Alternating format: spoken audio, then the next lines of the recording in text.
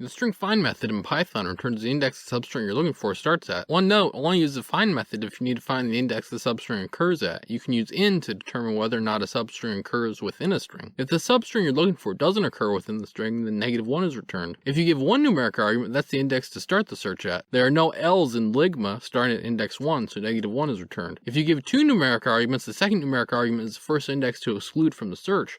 There's no G in Ligma when you search at only index 1. If the substring is indeed there, the index it starts at will be returned.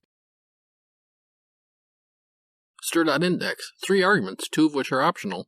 The substring, the optional index to start at, and the optional index to end at. Value error is raised if the substring isn't found. Specifying a start and end.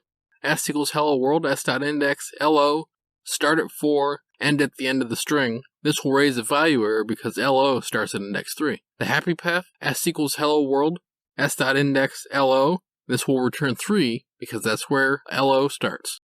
Like and subscribe to learn more.